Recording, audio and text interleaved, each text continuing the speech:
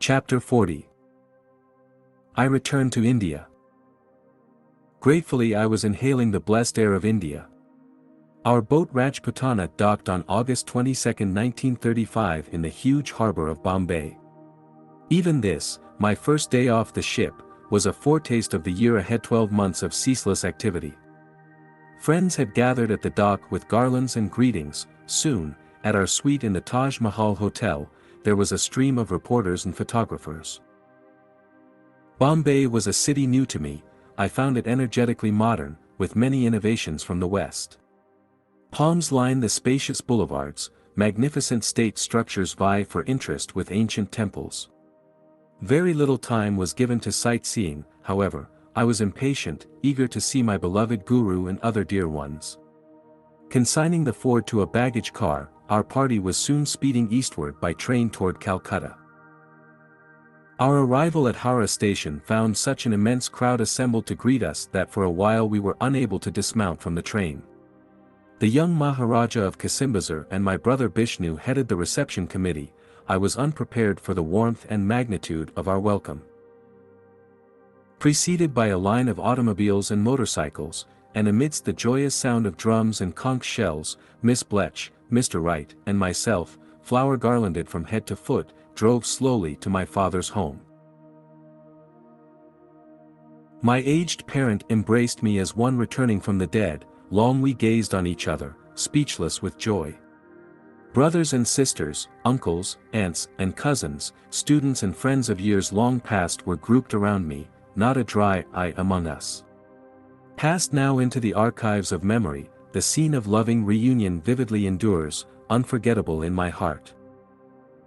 As for my meeting with Sri Yukswar, words fail me. Let the following description from my secretary suffice. Today, filled with the highest anticipations, I drove Yoganandaji from Calcutta to Serampore, Mr. Wright recorded in his travel diary. We passed by quaint shops, one of them the favorite eating haunt of Yoganandaji during his college days, and finally entered a narrow, walled lane. A sudden left turn, and there before us towered the simple but inspiring two-story ashram, its Spanish-style balcony jutting from the upper floor. The pervasive impression was that of peaceful solitude. In grave humility I walked behind Yoganandaji into the courtyard within the hermitage walls. Hearts beating fast, we proceeded up some old cement steps, trod, no doubt, by myriads of truth-seekers. The tension grew keener and keener as on we strode.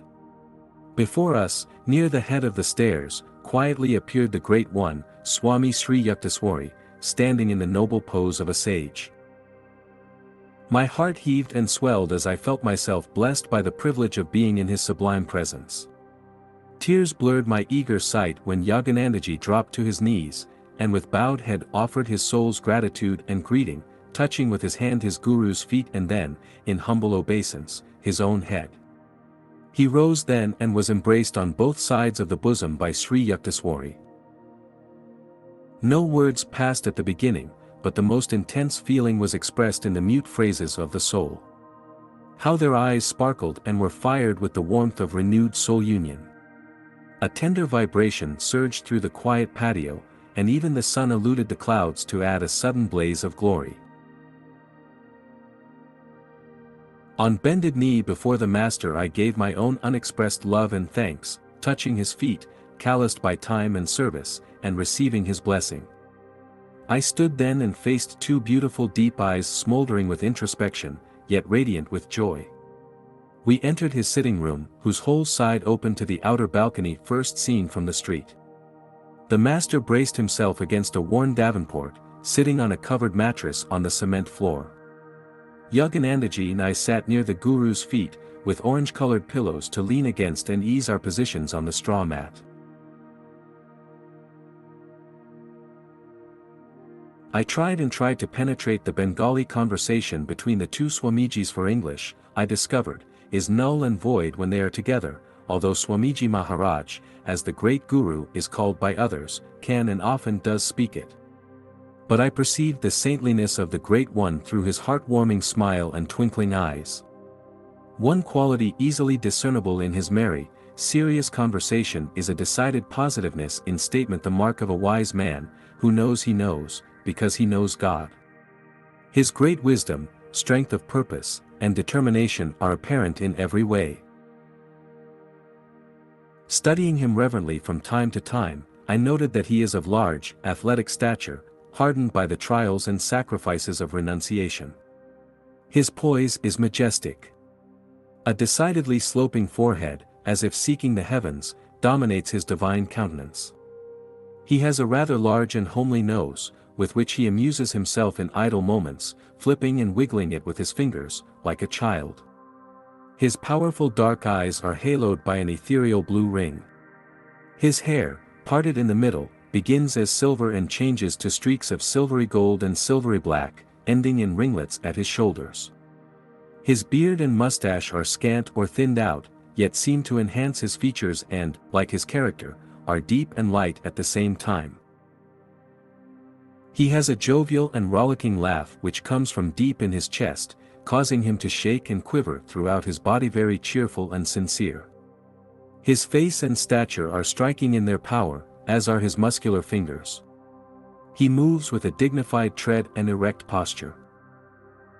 He was clad simply in the common dhoti and shirt, both once dyed a strong ochre color, but now a faded orange. Glancing about, I observed that this rather dilapidated room suggested the owner's non-attachment to material comforts. The weather-stained white walls of the long chamber were streaked with fading blue plaster. At one end of the room hung a picture of Lahiri Mahasaya, garlanded in simple devotion. There was also an old picture showing Yoganandaji as he had first arrived in Boston, standing with the other delegates to the Congress of Religions. I noted a quaint concurrence of modernity and antiquation. A huge, cut glass, candlelight chandelier was covered with cobwebs through disuse, and on the wall was a bright, up-to-date calendar. The whole room emanated a fragrance of peace and calmness. Beyond the balcony I could see coconut trees towering over the hermitage in silent protection. It is interesting to observe that the master has merely to clap his hands together and, before finishing, he is served or attended by some small disciple. Incidentally, I am much attracted to one of them, a thin lad, named Prafulla, with long black hair to his shoulders, a most penetrating pair of sparkling black eyes, and a heavenly smile. His eyes twinkle, as the corners of his mouth rise, like the stars and the crescent moon appearing at twilight. Swami Sri Yukteswari's joy is obviously intense at the return of his product, and he seems to be somewhat inquisitive about the product's product. However, predominance of the wisdom aspect in the Great One's nature hinders his outward expression of feeling.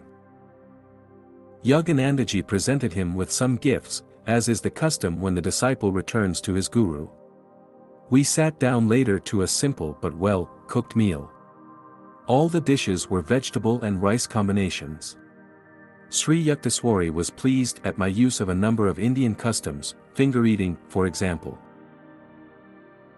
After several hours of flying Bengali phrases and the exchange of warm smiles and joyful glances, we paid obeisance at his feet, bade adieu with a pranam, and departed for Calcutta with an everlasting memory of a sacred meeting and greeting. Although I write chiefly of my external impressions of him, yet I was always conscious of the true basis of the saint, his spiritual glory. I felt his power, and shall carry that feeling as my divine blessing. From America, Europe, and Palestine I had brought many presents for Sri Yukteswar. He received them smilingly, but without remark. For my own use, I had bought in Germany a combination umbrella cane. In India I decided to give the cane to Master. This gift I appreciate indeed. My guru's eyes were turned on me with affectionate understanding as he made the unwanted comment. From all the presents, it was the cane that he singled out to display to visitors. Master, please permit me to get a new carpet for the sitting room. I had noticed that Sri Yukteswar's tiger skin was placed over a torn rug. Do so if it pleases you. My guru's voice was not enthusiastic. Behold, my tiger mat is nice and clean, I am monarch in my own little kingdom. Beyond it is the vast world, interested only in externals. As he uttered these words, I felt the years roll back. Once again I am a young disciple, purified in the daily fires of chastisement. As soon as I could tear myself away from Serampore and Calcutta, I set out, with Mr. Wright, for Ranchi. What a welcome there, a veritable ovation. Tears stood in my eyes as I embraced the selfless teachers who had kept the banner of the school flying during my 15 years' absence. The bright faces and happy smiles of the residential and day students were ample testimony to the worth of their many-sided school and yoga training. Yet, alas! The Ranchi institution was in dire financial difficulties. Sir Munindra Chandra Nandi, the old Maharaja whose 𝑘𝒃𝒃 palace had been converted into the central school building, and who had made many princely donations, was now dead. Many free, benevolent features of the school were now seriously endangered for lack of sufficient public support. I had not spent years in America without learning some of its practical wisdom, its undaunted spirit before obstacles. For 1 week I remained in Ranchi, wrestling with critical problems. Then came interviews in Calcutta with prominent leaders and educators, a long talk with the young Maharaja of 𝒀𝒃𝒃, a financial appeal to my father, and lo! The shaky foundations of Ranchi began to be righted. Many donations, including one huge check, arrived in the nick of time from my American students. Within a few months after my arrival in India, I had the joy of seeing the Ranchi school legally incorporated. My lifelong dream of a permanently endowed yoga educational center stood fulfilled. That vision had guided me in the humble beginnings in 1917 with a group of 7 boys. In the decade since 1935, Ranchi has enlarged its scope far beyond the boys' school. Widespread humanitarian activities are now carried on there in the 𝒀𝒑𝒑𝒏𝙖𝒏𝙖𝒏𝙙 Mahasaya mission. The school, 𝑼𝙣𝒍𝒐𝙤𝒂'𝒔 Brahmacharya conducts outdoor classes in grammar and high school subjects. The residential students and day scholars also receive vocational training of some kind. The boys themselves regulate most of their activities through autonomous committees. Very early in my career as an educator I discovered that boys who impishly delight in outwitting a teacher will cheerfully accept disciplinary rules that are set by their fellow students. Never a model pupil myself, I had a ready sympathy for all boyish pranks and problems. Sports and games are encouraged, the fields resound with hockey and football practice. Ranchi students often win the cup at competitive events. The outdoor gymnasium is known far and wide. Muscle recharging through willpower is the Yogoda feature, mental direction of life energy to any part of the body. The boys are also taught asanas, postures, sword and lati, stick, play, and jiu-jitsu. The Yogoda health exhibitions at the Ranchi Vidyalaya have been attended by thousands. Instruction in primary subjects is given in Hindi to the Kols, Santals, and Mundas, Aboriginal tribes of the province. Classes for girls only have been organized in nearby villages. The unique feature at Ranchi is the initiation into Kriya Yoga. The boys daily practice their spiritual exercises, engage in Gita chanting, and are taught by precept and example the virtues of simplicity, self-sacrifice, honor, and truth. Evil is pointed out to them as being that which produces misery, good as those actions which result in true happiness. Evil may be compared to poisoned honey, tempting but laden with death. Overcoming restlessness of body and mind by concentration techniques has achieved astonishing results. It is no novelty at Ranchi to see an appealing little figure, aged 9 or 10 years, sitting for an hour or more in unbroken poise, the unwinking gaze directed to the spiritual eye. Often the picture of these Ranchi students has returned to my mind, as I observe collegians over the world who are hardly able to sit still through one class period. Ranchi lies 2,000 feet above sea level, the climate is mild and equable. The 25-acre site, by a large bathing pond, includes one of the finest orchards in India. 500 fruit trees: mango, guava, lychee, jackfruit, date. The boys grow their own vegetables and spin at their churkas. A guest house is hospitably open for Western visitors. The Ranchi library contains numerous magazines, and about 1,000 volumes in English and Bengali, donations from the West and the East. There is a collection of the scriptures of the world. A well-classified museum displays archaeological, geological, and anthropological exhibits, trophies, to a great extent, of my wanderings over the Lord's varied earth. The charitable hospital and dispensary of the 𝒀𝒑𝒉 mission, with many outdoor branches in distant villages, have already ministered to 150,000 of India's poor. The Ranchi students are trained in first aid, and have given praiseworthy service to their province at tragic times of flood or famine. In the orchard stands a Shiva temple, with a statue of the Blessed Master, 𝒀𝒑𝒉. Daily prayers and scripture classes are held in the garden under the mango bowers. Branch high schools, with the residential and yoga features of Ranchi, have been opened and are now flourishing. These are the 𝒀𝒑𝒩𝒑𝒂'𝒔 school, for boys, at Lakshmanpur in Bihar, and the 𝒀𝒑𝒩𝒑𝒂'𝒔 High School and Hermitage at 𝑖𝑗𝒑𝒪𝒏𝒂 in Midnapur. A stately Ygota math was dedicated in 1939 at 𝒀𝒑𝒩𝒑𝒂'𝒔, directly on the Ganges. Only a few miles north of Calcutta, the new hermitage affords a haven of peace for city dwellers. Suitable accommodations are available for Western guests, and particularly for those seekers who are intensely dedicating their lives to spiritual realization. The activities of the Ygota math include a fortnightly mailing of self-realization fellowship teachings to students in various parts of India. It is needless to say that all these educational and humanitarian activities have required the self-sacrificing service and devotion of many teachers and workers.